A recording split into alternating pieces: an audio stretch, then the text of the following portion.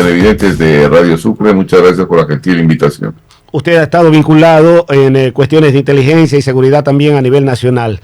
¿Cuál es el diagnóstico que puede hacer en estos momentos de la realidad que en ese sentido estamos viviendo? Bueno, la realidad es lamentable, la crisis que vive el país, y esto se debe por la inoperancia de los diferentes gobiernos existentes desde la década de 1990. La presente fecha son 3 décadas de penetración permanente del crimen organizado. Unos gobiernos han sido mucho más puertas abiertas, si cabe el término decir, para permitir esta penetración que ha venido permanentemente afectando la seguridad de todo el país. Pero a esto quisiera referirme yo también con relación a las declaraciones del señor embajador de los Estados Unidos, que habla sobre una penetración en los equipos de fútbol, en medios de comunicación, etcétera, etcétera. El embajador, a mi criterio, se quedó muy corto con relación a este tema, porque debía de haberles dicho a los ecuatorianos que hay 5 estrategias de penetración y que el país ha cubierto las 5. ¿Cuáles son esas 5 áreas de penetración que tiene el Estado ecuatoriano? La primera es la penetración en el estamento gubernamental a través de las campañas políticas, donde malos ciudadanos que quieren llegar a ocupar alguna distinción o algún espacio dentro de la administración pública, pues venden sus conciencias del crimen organizado transnacional, y eso es una realidad que existe en este país. La segunda es la penetración en los elementos de control. Entonces usted ve a policías llevando droga en patrulleros, a militares llevando droga en volquetas hacia los fuertes militares, ve también a personal de la Armada Nacional llevando droga en guardacostas y un sinnúmero de otras personas de la autoridad portuaria también cargando droga en contenedores. Esa es la penetración del segundo sistema, el sistema de control. El tercer elemento es la penetración del estamento de los operadores de justicia, donde jueces y fiscales permanentemente en este país levantan la bandera de la impunidad y trabajan desinteresadamente, no a favor de los ecuatorianos, sino a favor del crimen organizado. El cuarto elemento, que me parece sumamente importante y que nadie le toma en cuenta, es la penetración en el sistema financiero nacional. ¿Qué es lo que pasa? Que el lavado de dinero, pues entra a todo el sistema financiero nacional y corrompe ese sistema financiero nacional. Por eso es lo que hay un sinnúmero de empresas que casi fantasmas que viven en el Ecuador. Usted ve edificaciones ahí botadas, ve un sinnúmero de negocios florecientes de un día para otro día. Ahí está gran parte del problema que tiene el Estado como tal. El otro elemento, y el quinto, es el estamento social. La penetración en el estamento social, por eso es que se crean en el país diferentes santuarios donde existe una gobernanza criminal. Solo para tener una idea, en la zona 8, cuando inicié este proceso de investigación, habían, si no me acuerdo yo, 3 o 4 santuarios. Hoy pasan de los 62 santuarios solo en la zona 8. No se diga en el resto del país. Entonces tenemos un problema sumamente grave. Hacemos interactiva la participación suya, coronel Pazmiño, en esta última parte. ¿Qué significa un santuario? Para que la gente, nuestros oyentes, tengan una idea con mayor precisión de esto. ¿Cómo no? Un santuario es un espacio territorial en donde el Estado ya no ingresa y donde el Estado perdió soberanía sobre ese espacio territorial. O sea, el Estado ya no puede ingresar allá. Y en la zona territorial, ya, son los malos, vamos a decirlo de esta manera. 62 santuarios solamente en la zona 8. Solo en la zona 8 de los que están reportados. ¿Usted tiene idea de cuántos a nivel nacional? No tengo idea, porque anteriormente, la última investigación que se hizo hace un año atrás, habían 92 a nivel nacional, pero esto se ha ido multiplicando porque el Estado que dejó el presidente Guillermo Lasso no quería intervenir en ciertas zonas, y eso pues lo que hace es ampliar el esquema de los santuarios en el país, y creo que al momento pues tendríamos que hacer una nueva evaluación, y las instituciones estatales de cada, de las gobernaciones y de los diferentes estamentos en cada una de estas provincias deberían actualizar, porque de no actualizar dónde están los santuarios, no pueden ejercer una acción o una estrategia para controlar el crimen organizado. Un santuario puede ser un barrio, un determinado sector, puede ser Claro, una ciudad, escúcheme mi querido coronel, o puede ser en definitiva hasta una provincia. A ver, los santuarios son espacios territoriales tipo barrio, ¿ya? Que pueden ampliarse y se transforman en zonas dominadas. Las zonas dominadas ya son cantones, son ciudades en donde esa zona dominada está completamente controlada. Voy a poner ejemplos concretos. En Guayaquil, por ejemplo, Nueva Prosperina, el Guado, son zonas que están controladas en su totalidad. En Esmeraldas, la Guacharaca, en el sector de Pichincha, el sector de Calderón, algunas zonas de Calderón, por citar algunos barrios que están ya contaminados, Comité del Pueblo también en el sector de Pichincha. Esos barrios, pues, son lugares en donde se ejerce una gobernanza criminal. ¿Qué es la gobernanza criminal? Para que me entiendan de mejor manera. La gobernanza criminal es en la cual estas organizaciones delictivas imponen ciertas acciones que el Estado no puede cumplir. ¿Quién es el responsable de darnos seguridad a todos los ecuatorianos? El Estado. Pero el Estado en esas zonas territoriales, en esos santuarios, no puede ingresar. Por lo tanto, si no puede ingresar, ¿quién nos da la seguridad, entre comillas, en ese espacio territorial? Las bandas y megasbandas. ¿Y cómo lo hacen? Le dicen, señor, yo le voy a dar seguridad, pero a cambio de esta seguridad, usted tiene que caerse con tanto. Eso quiere decir que hay una extorsión y una vacuna. Así funciona ese esquema en estos santuarios. Usted lo pone de manera cándida, ¿no? Tiene que aflojarse con tanto. Y si no tiene para aflojarse con tanto, pues si no tiene para aflojarse con tanto, o le dan bala o le sacan de esa jurisdicción. ¿Usted tiene algún nivel de registro de lo que ocurre, por ejemplo, en mi santa tierra? Yo soy quevedeño. Quevedo es de terror. ¿Usted tiene algún conocimiento sobre eso? Tengo la información de Manabí, la cantidad de zonas que son especiales. Ahí también hay una buena cantidad de santuarios. Quevedo es una de las zonas también fuertes, diría yo. La mayoría de las provincias del litoral ecuatoriano están al momento pues tomadas por diferentes organizaciones de crimen organizado nacional y transnacional, y por lo tanto cada una de ellas trata de mantener santuarios. ¿Por qué tratan de mantener los santuarios? Porque el santuario les proporciona tres cosas. Primero, esos santuarios están en las rutas, y el país está atravesado por dos grandes corredores. El corredor del Pacífico, que atraviesa desde Tumaco, el último punto en Colombia, todo el litoral ecuatoriano hasta salir a Sapiura. Y ese es el corredor del Pacífico. Y el corredor amarillo, el que ingresa desde el eje cafetero colombiano, baja por Mocoa, Puerto Asís, ingresa a territorio ecuatoriano por Sucumbíos, el Lago Agrio, y va hacia un punto que es una ciudad bisagra que se llama la ciudad de Baños, desde donde se ramifica nuevamente toda la droga que viene por ese corredor hacia las diferentes plataformas internacionales de distribución, que son los puertos. Y los puertos son por donde sale toda la droga que ingresa. ¿Cuánto ingresa? Ingresa aproximadamente 750 a 800 toneladas de cocaína anualmente por la frontera norte. ¿Seguimos siendo un país de transición, un país de tránsito, o somos país productor ya de drogas? A ver, el país dejó de ser un país de tránsito en 1990 hasta el 2003. Ahí se produce un efecto que se llama el efecto Mercurio o el efecto Globo.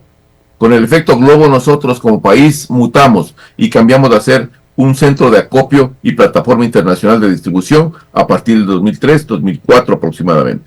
De ahí hasta el 2014 nosotros vamos también mutando y nos transformamos en un país procesador sin ser un país productor. Así nos cataloga la administración Biden. Yeah.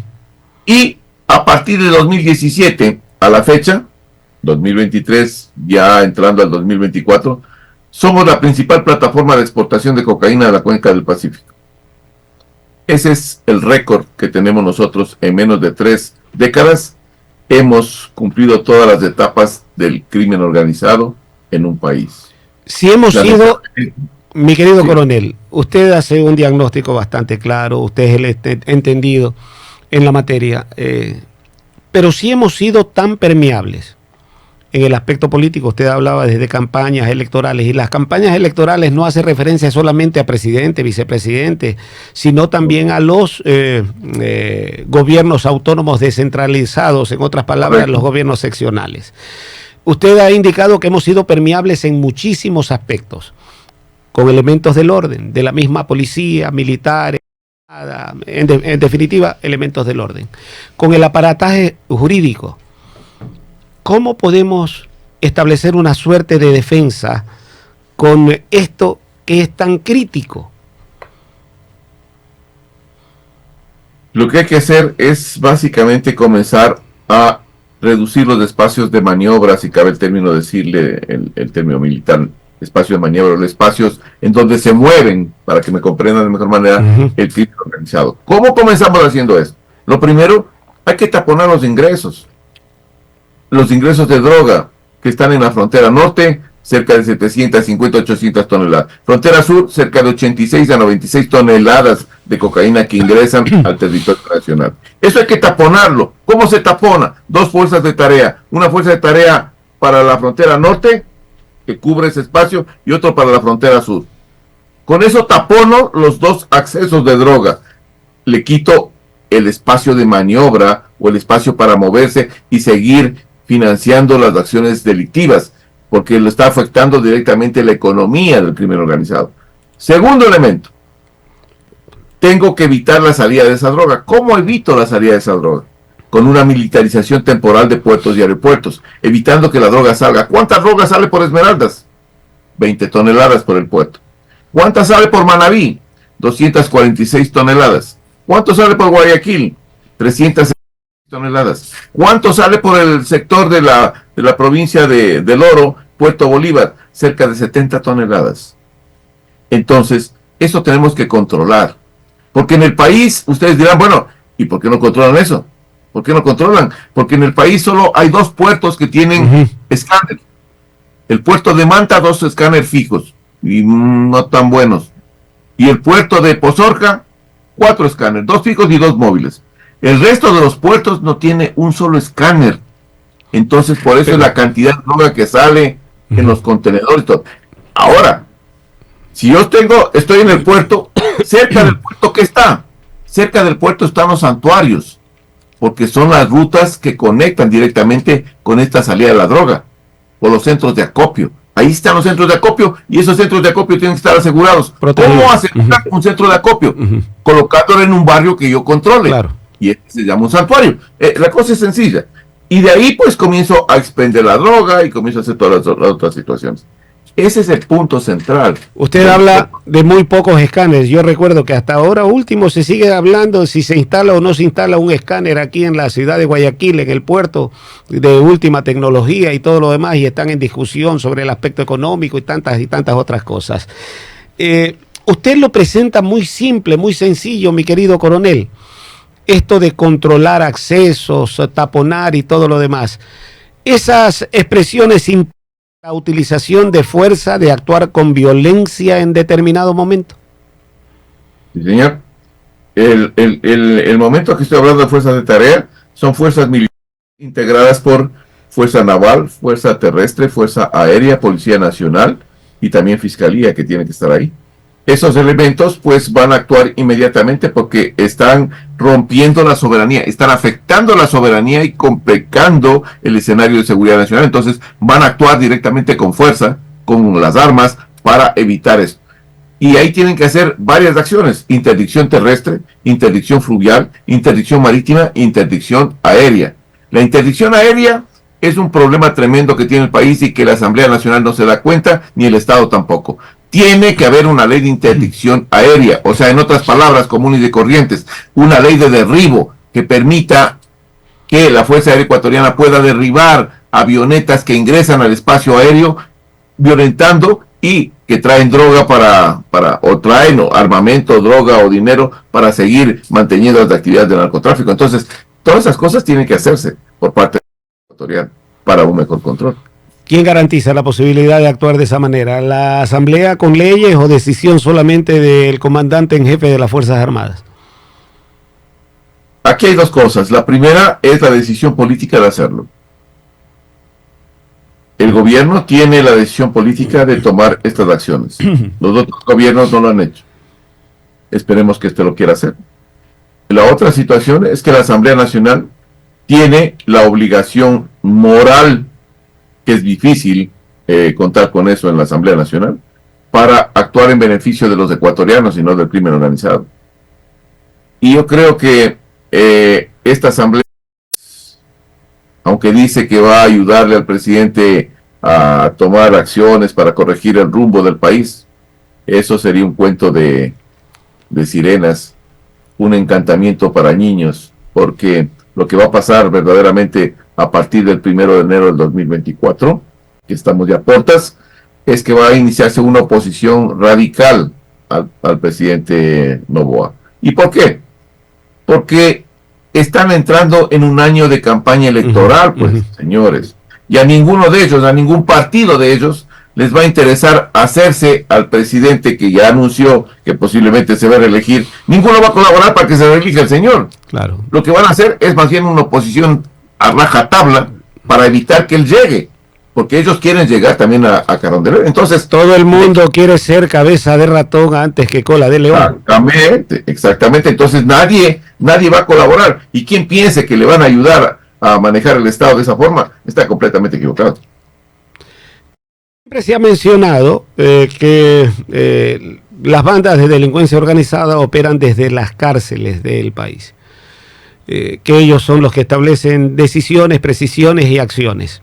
Para tratar de neutralizar esto, el presidente de la República en campaña manifestó la posibilidad de cárceles flotantes, las barcas. ¿Es viable esto?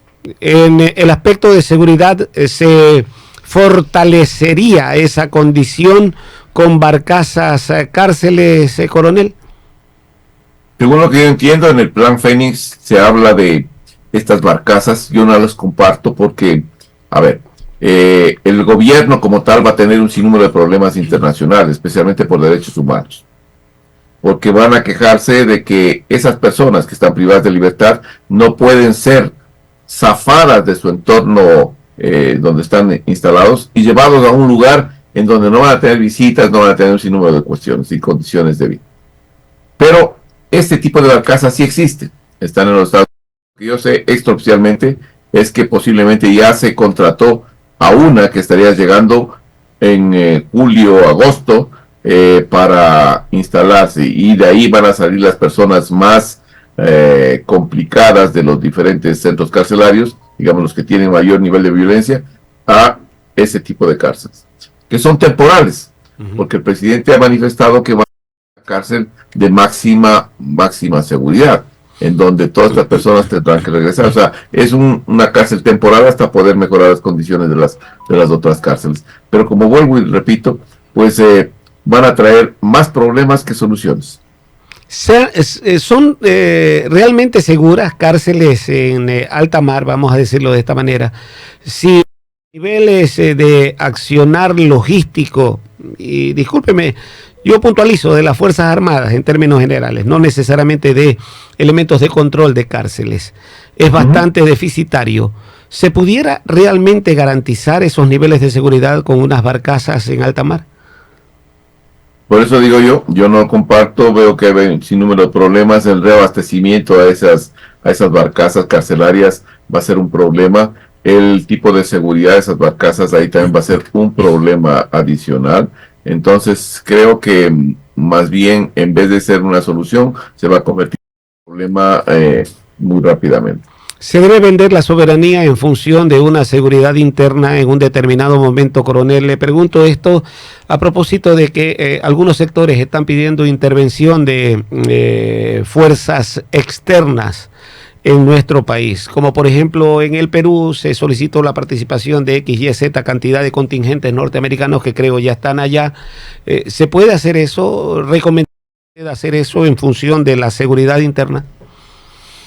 Yo creo que la Constitución de la República del Ecuador es muy clara. El pueblo ecuatoriano se pronunció claro con relación a la presencia de fuerzas militares y de bases militares en territorio ecuatoriano. Pero, aclaro, no se pronunció con relación a los niveles de cooperación.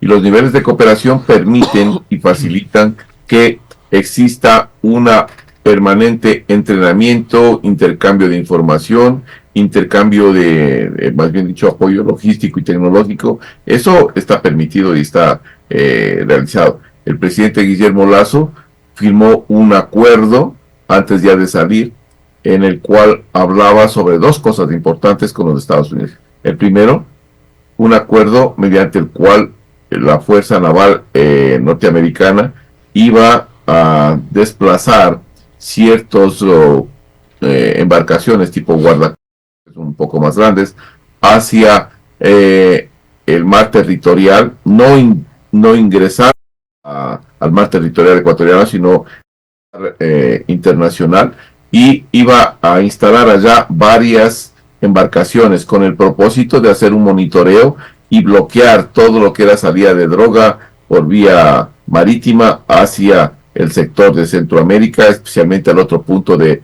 reabastecimiento y de que es Costa Rica, México y Estados Unidos. Entonces iban a taponar ahí.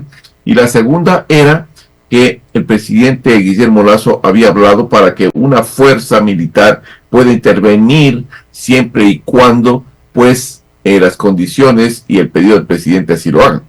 Pero esa fuerza militar no es que iba a estar en territorio ecuatoriano. Esa fuerza militar iba a estar embarcado en los botes o las embarcaciones norteamericanas.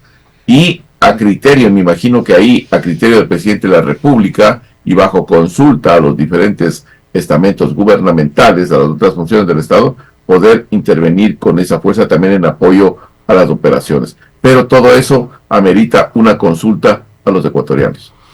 ¿Usted cree que en el aspecto logístico, en infraestructura, en armamento, las fuerzas que operan ilegalmente han superado la capacidad de acción del Estado ecuatoriano? No creo que hayan superado, pero sí tienen la suficiente cantidad de recursos y la suficiente cantidad de armamento como para hacer frente de igual a igual a las diferentes instituciones de control o del orden. El problema radica en que el narcotráfico y el crimen organizado no tiene que pasar esas licitaciones o tiene que subir al portal de adquisiciones. No, compran armamento que necesitan, compran la conciencia de funcionarios, pagan lo que sea y están listos. Acá el trámite burocrático que se tiene que hacer para comprar cartuchos o para comprar cualquier cosa es un trámite engorroso y siempre salpicado de corrupción. Allá no, allá solo compran y listo. Y como dice el refrán, mi querido coronel, plata en mano. Exactamente. ¿Pero podemos salir en definitiva de esta crisis? Podemos salir de la crisis siempre y cuando se aplique una cosa que vengo yo promocionándole un tiempito atrás. Y es, ¿dónde está el principal punto central de este problema? El manejo de información que debe tener el Estado. Ahí está la falla primordial que tiene el Estado ecuatoriano. Me refiero a su sistema de inteligencia. ¿Qué es lo que hay que hacer? Pues lo que hay que hacer es un sistema de inteligencia multidominio interagencial. El término suena un poco medio loco, pero el tema es el siguiente. Multidominio, ¿por qué? Porque acopla todos los sistemas de inteligencia de una localidad, los fusiona entre sí, los pone a trabajar en función no de las instituciones o de cualquier persona, no, a trabajar en función del Estado y de la ciudadanía. Una agencia central, vamos a decirlo de esta manera. Una agencia central. Una agencia central que aglutine a todos, y que les dé verdaderamente una orientación sobre lo que tienen que hacer. Pero no había eso y después se fue seccionando, fueron desbaratando de todo.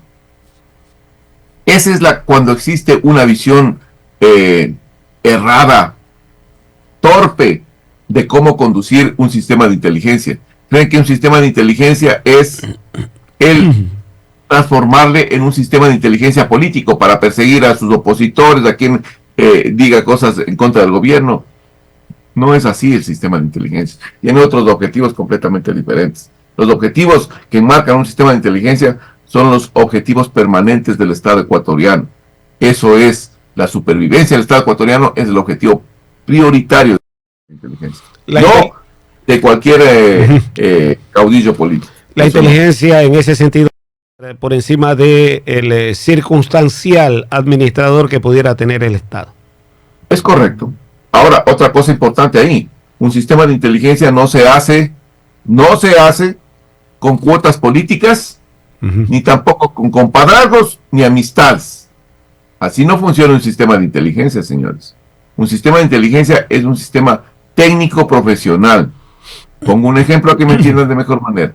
Usted, ¿a quién lleva a un quirófano a que le operen a usted que está ahí acostado y tiene que operarle de corazón abierto? ¿Le invita a usted a su amigo de barrio, al que se pega las cervezas o al que juega con usted el fulbito? No, señor, lleva a los mejores especialistas para que atiendan a ese paciente. El paciente que está ahí en la camilla es del Ecuador y usted se trae a sus amigos del equipo de fútbol, entonces vea los resultados que tiene. Por eso estamos en la M, mi querido coronel. Muchas gracias por su presencia aquí a través de Radio Sucre, coronel Mario Pazmiño. No, gracias a ustedes por la invitación. Un buen día.